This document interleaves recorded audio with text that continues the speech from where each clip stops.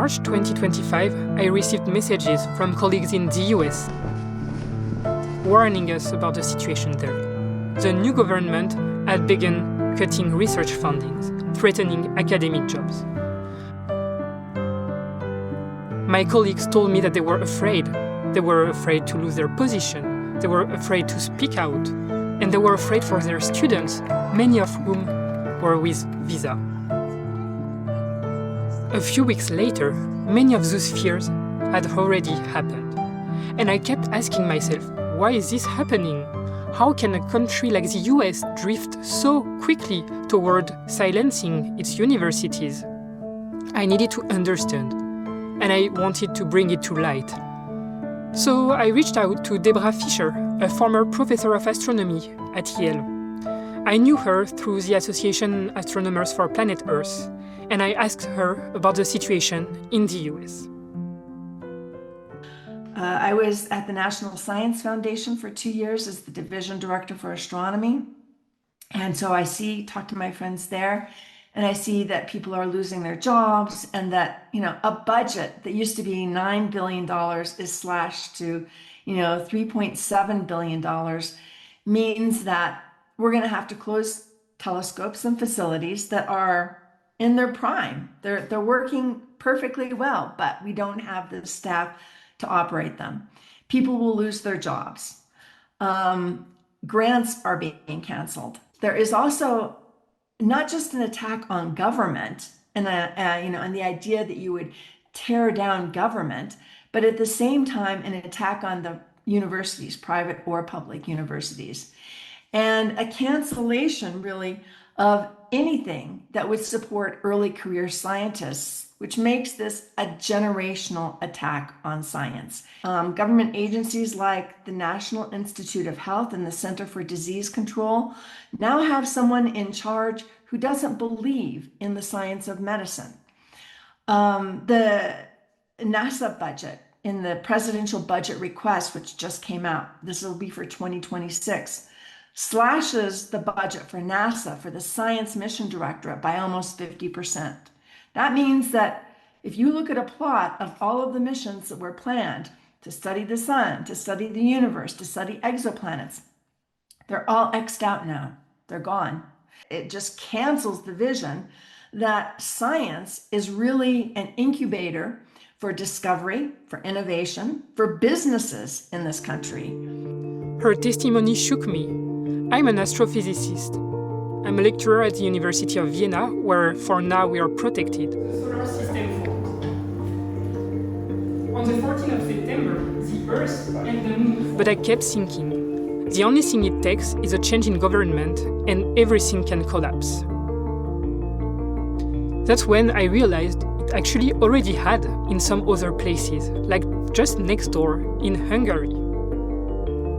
Recently flagged by the European Parliament as no longer a full democracy but an electoral autocracy, Hungary's government, led by Viktor Orbán, has sustained attacks on universities. I wanted to learn more on that topic. That's when I found Andrew's Ryder book, The Challenge to Academic Freedom in Hungary. Originally from Great Britain, Andrew arrived in Hungary in the 90s. In 2010, he became associate professor at the Corvinus University in Budapest, where he stayed for more than 10 years. I contacted him about the project, and he replied within an hour, very interested. Very quickly, we agreed on meeting together in Budapest, which is just 3 hours away from Vienna by train. Hey Andrew, it's Laurane. We just arrived at the train station. He met me with another colleague, László Ipor, the former rector of the University of Theatre and Film Art, who resigned when the university got transformed. Andrew shared his early hopes when he arrived in Hungary and the disappointment which followed. Government of Orbán introduced in 2010 a new constitution which very clearly centralized power. This country drifted into something very dark, I would say. To learn more on that topic, Andrew also suggested to meet with Zoltán Adam, a former professor of economics at the Corvinus University in Budapest. He explains the transformation and the government measure to privatize universities. Corvinus was a traditional public university in the institutional sense. It was like any large Hungarian public universities. It was run by the state with a rector who was appointed by the minister with substantial self-governance functions. So you had a senate and you had faculty councils which were self-selected. So members of the academic staff could elect senators and members of the faculty councils, and substantial functions were delivered by these self-governing bodies. But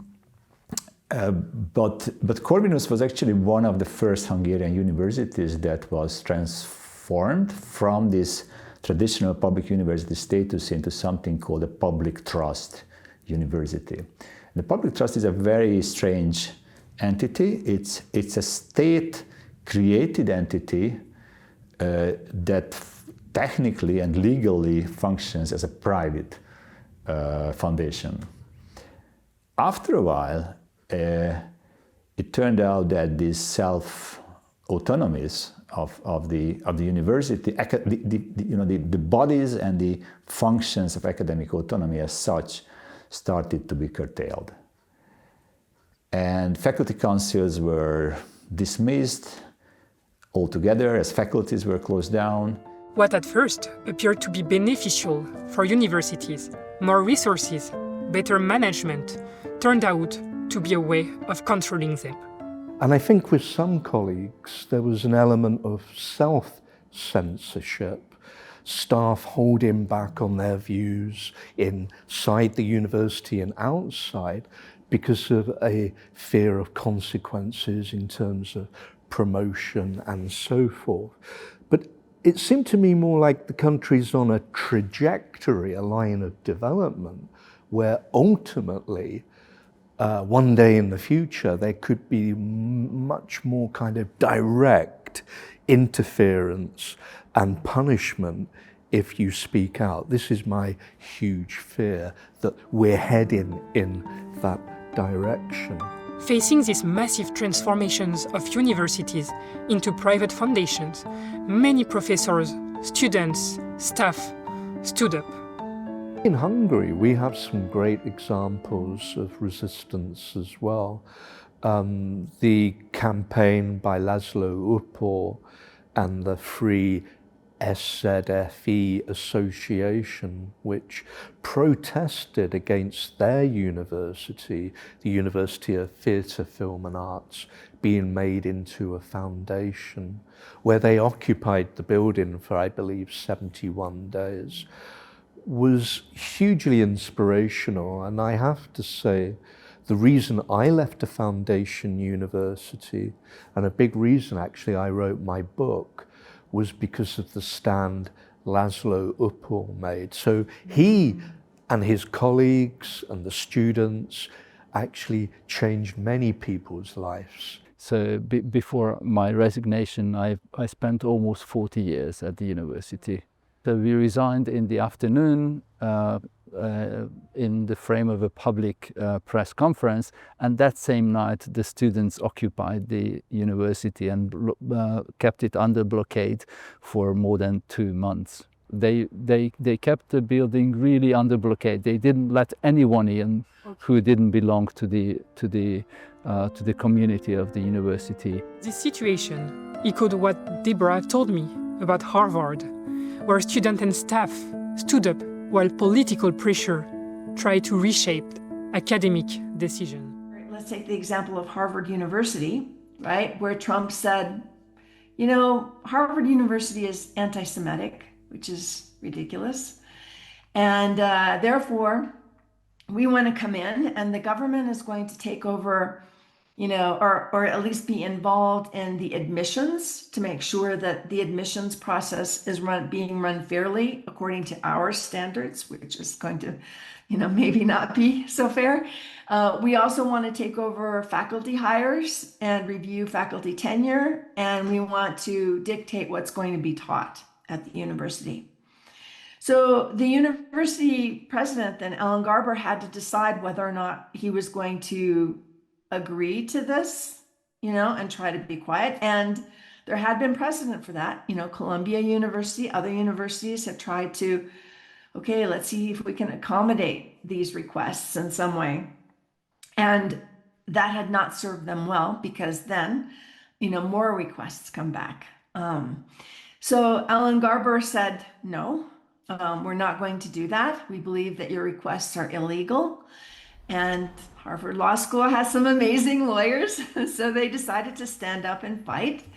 And there are lawsuits that are rolling through the courts right now. And many of them are being won against the government, but not all of them. Universities have always been more than places of teaching. There are places where seeds of knowledge and critical thinking are planted. But seeds need light. They need freedom to grow into ideas, to grow independent, to grow into voices. And that's exactly why authoritarian governments target them. Often universities have been like a safeguard when countries drift into authoritarianism. It's often been in the universities where people have stood up and said, this is breaking the rule of law, this is immoral, this is wrong. And these voices are being silenced, I'm afraid. All autocrats want big masses who just follow the rules, who can be easily led to ways that is not necessarily in their favors.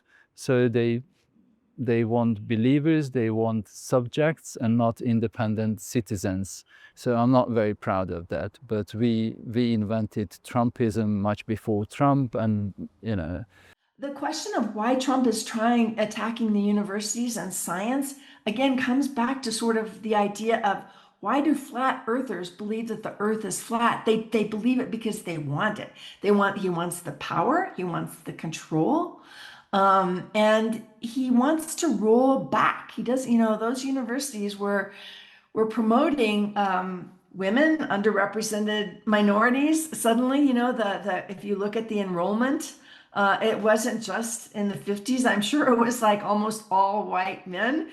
And, now it's a much more diverse student body. And, that's exactly what Trump is trying to roll back. Yeah.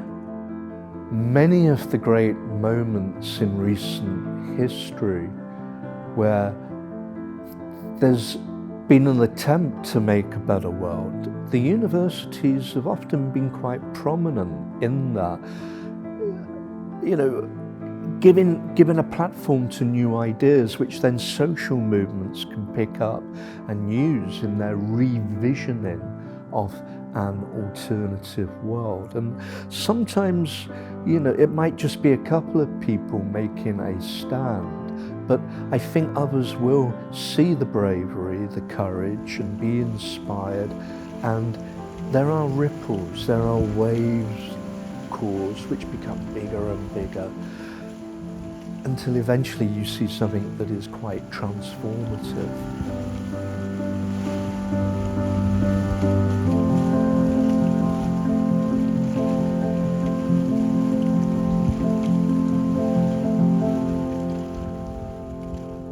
So how is this intimidation coming? What is happening in the background, maybe, that we don't see as people living abroad?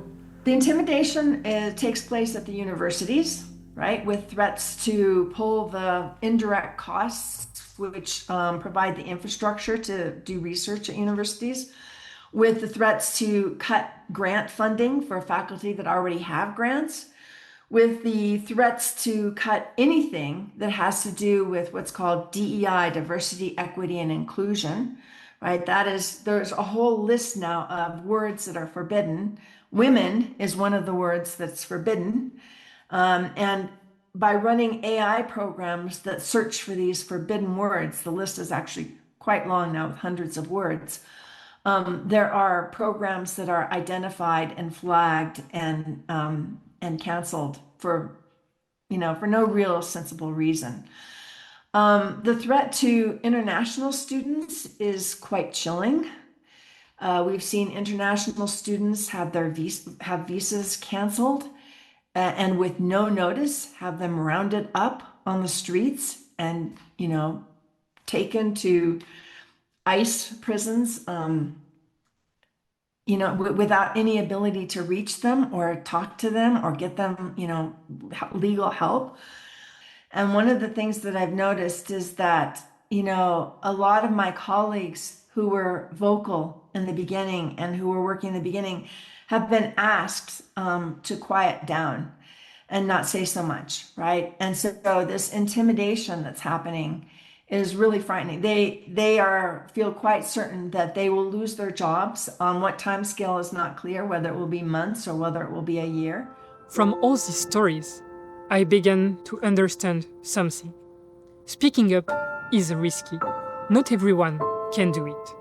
Governments use different strategies to try to silence free minds. They cut research fundings. They sometimes apply direct type of pressure, threatening job, threatening institutional autonomy. Not everyone can speak up, but if you can, you must. Both Laszlo and Andrew resigned from their position after their university became a private foundation. When I left the university that became a foundation university, I wrote my letter of resignation. But then I kept adding things to it, and then I thought, okay, I'll send my letter of resignation, but all the ideas I have, it seemed to make sense to make it into a book. So my book is basically a very long resignation letter. And I did it because I wanted to intellectually and emotionally process all my thoughts and feelings. This was a big moment in my life. I loved the university that I left. I'd been there for 10 years. It was like a home for me. Facing the erosion of freedom of speech and academic freedom, Zoltán decided to sue the university. It's difficult to keep the integrity of the institution if the very norms on which it functions are losing integrity. And sometimes you cannot really do anything else but go public with your claims about it. I still think that you need to do that, because if you don't do it, then you lose your own personal integrity, and it's much worse. I asked Deborah, what does the future look like in the US? It's not going to be good. This is a time, if you study evolution and think about the great extinctions, this is a time that we're sort of facing this moment where things burn down. All of the structures that we knew burned down. It's time to act. We must save what we can. We can stop this by being informed, standing together, and fighting back. We often think it will never happen to us, that we are protected. But what if we were not? What if it would only take a change in government to drift into the night? That's it. We will never have the fear of authoritarianism again, the fear that people had had under communism. But here we are. You have to continually defend and protect these values, these principles, these laws, otherwise they will be vulnerable. Then we must act to keep it that way. We must stay alert to the signs. When governments cut research fundings, threaten academic jobs, silence staff and students, we cannot stay neutral. We need to make informed choices. At the polling station, in our communities, in our classrooms, because silence is not neutral. It is a slow fading of the lights. And if we want universities to remain places where ideas grow, not where voices are silenced, we cannot go gentle into that night.